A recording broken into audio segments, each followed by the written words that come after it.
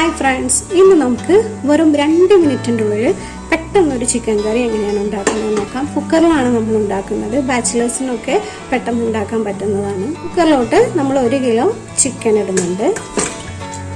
3 medium size സവാള അരിഞ്ഞെടുത്തതാണ്, അത് ചേർത്ത് കൊടുക്കാം. 2 ചെറിയ തക്കാളി, അതും കൂടെ ഇട്ട് കൊടുക്കാം. ഒരു 3 ടീസ്പൂൺ ഇഞ്ചി വെളുത്തുള്ളി ചതച്ചതാണ്. 2 പച്ചമുളക് അരിഞ്ഞെടുത്തതും കൂടെ ചേർത്ത് കൊടുക്കാം. നമുക്ക് മസാലപ്പൊടികൾ ചേർത്ത് കൊടുക്കാം. 1/4 ടീസ്പൂൺ മഞ്ഞൾപ്പൊടി, 2 ടീസ്പൂൺ മുളക് പൊടി ചേർത്ത് കൊടുക്കാം. 3 ടീസ്പൂൺ മല്ലിപ്പൊടിയും കൂടെ,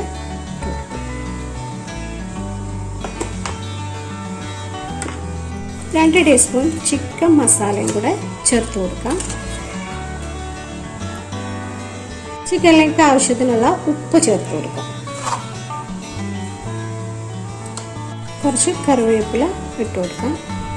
ഇനി ഇതൊന്ന് കൈ വെച്ച് നന്നായിട്ടൊന്ന് മിക്സ് ചെയ്തെടുക്കാം. നമ്മുടെ സവാളയും തക്കാളി ഇഞ്ചി വെളുത്തുള്ളി പേസ്റ്റൊക്കെ നന്നായിട്ട് ചിക്കനിലോട്ടൊന്ന് മിക്സ് ചെയ്യുന്നത് വരെ ഒന്ന് തിരുമ്പി കൊടുക്കുക.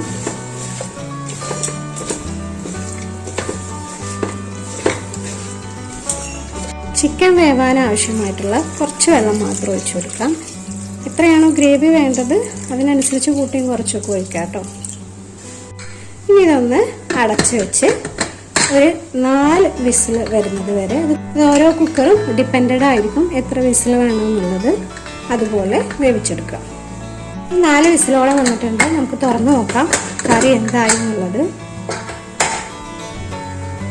ചിക്കനൊക്കെ നന്നായി വെന്ത് പാകമായി വന്നിട്ടുണ്ട് കേട്ടോ. സവാളയും തക്കാളിയും ഒക്കെ നല്ലതുപോലെ അലിഞ്ഞ് ചിക്കനിലോട്ട് ചേർന്നിട്ടുണ്ട്, ഗ്രേവിയിലോട്ട്. ഇനി നമുക്കിതൊന്ന് താളിക്കണം. താളിക്കാൻ വേണ്ടി ഒരു മൺചട്ടി വെച്ച് കൊടുത്തിട്ടുണ്ട്. അതിലോട്ട് വെളിച്ചെണ്ണ ഒഴിച്ചു കൊടുക്കാം. ചട്ടി ഒന്ന് ചൂടായി വന്നിട്ടുണ്ട്. ഒരു 1/4 ടീസ്പൂൺ ഉലുവ ഇട്ട് കൊടുക്കാം. 1/2 ടീസ്പൂൺ പെരിഞ്ചീരകം ഇട്ട് കൊടുക്കാം. ഇനി ചെറുതായി അരിഞ്ഞു വെച്ച ചെറുള്ളിയാണ്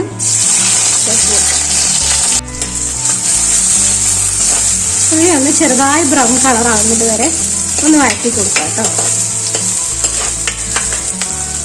ഉള്ളി ഒന്ന് മൂത്ത് വന്നിട്ടുണ്ട്. കുറച്ച് കറിവേപ്പില ചേർത്ത് കൊടുക്കാം. വേവിച്ച് വെച്ചിരിക്കുന്ന കറി ഒഴിച്ച് കൊടുക്കാം.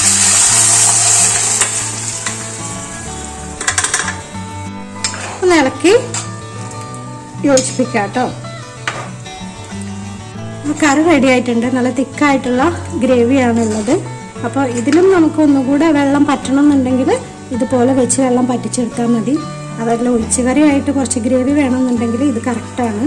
ലാസ്റ്റായിട്ട് നമുക്ക് കുറച്ച് ഗരം മസാലയും കൂടെ മുകളിലൂടെ ഇട്ട് കൊടുക്കാം.